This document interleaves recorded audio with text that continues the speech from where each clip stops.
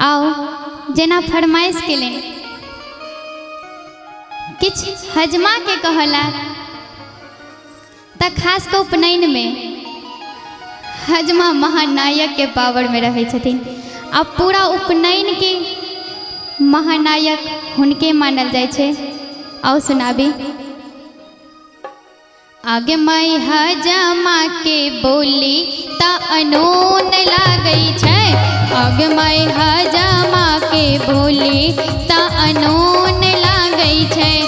आगे माई बउआ के कानक दोन सोन मांगई छे।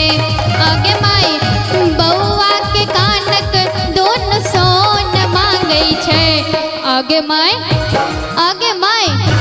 आगे माई हजमा के बोली ता अनून लागई छे। आगे माई हजमा के बोली ता अनून लागई छे।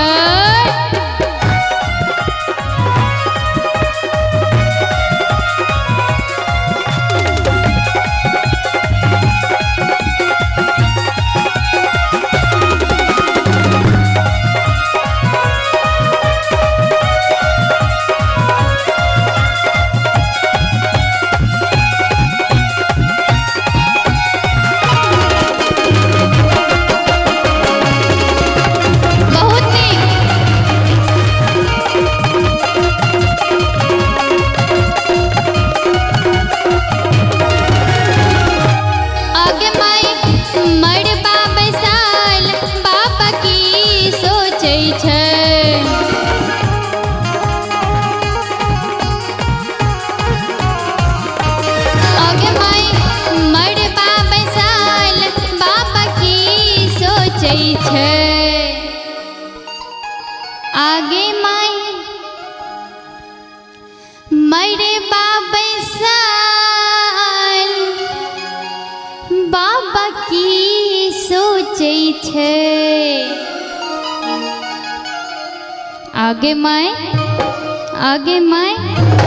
आगे माई बउआ के नानी पर नजर राखै छे। आगे माई बउआ के नानी पर नजर राखै छे। आगे माई हजमा के बोली ता अनून लागै छे।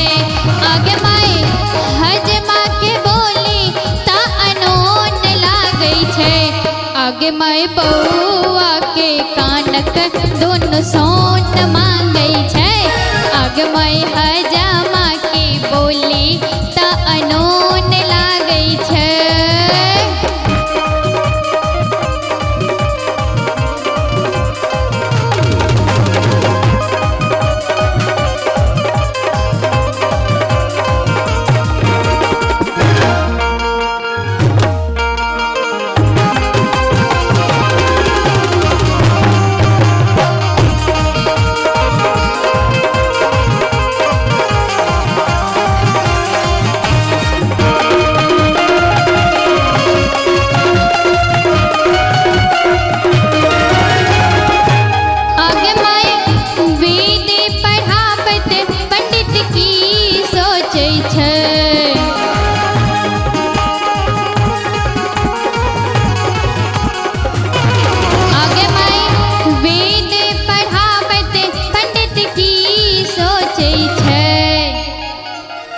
अब बउआ के मामा मामी से कहबन जे अहाँ सब खिसियाब नहीं, कारण इ त नोक झोंक छे, इ त अहिना होइत रहे छे।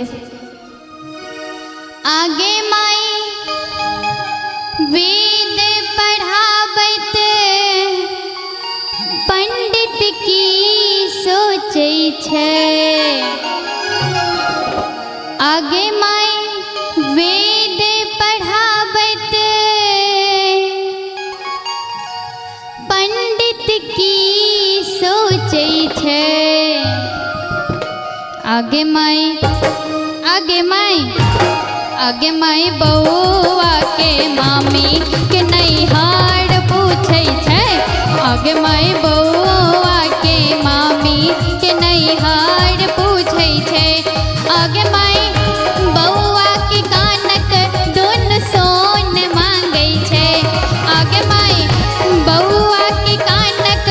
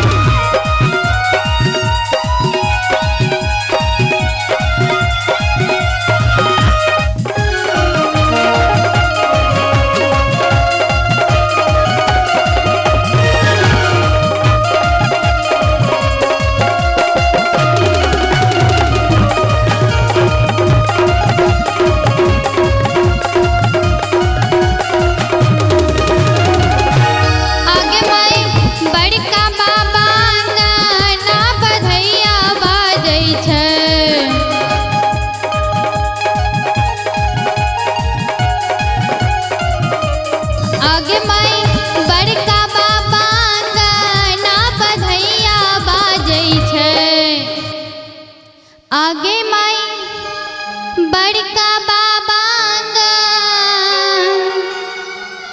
ना बधैया बाजै छै।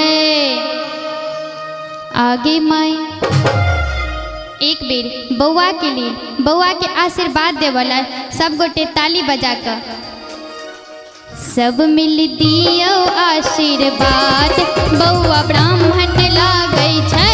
सब मिल दियो आशीर्वाद बौआ ब्राह्मण लागै छै। आगे माई बौआ के कानक दोनों सोन मांगै छै।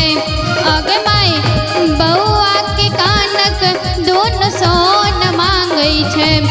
आगे माई हजमा के हजमा के हजमा के हजमा के आगे माई हजमा के बोली ता अनोन लागै छै।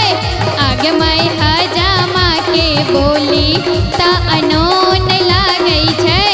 आगे माई हजमा के बोली ता अनोन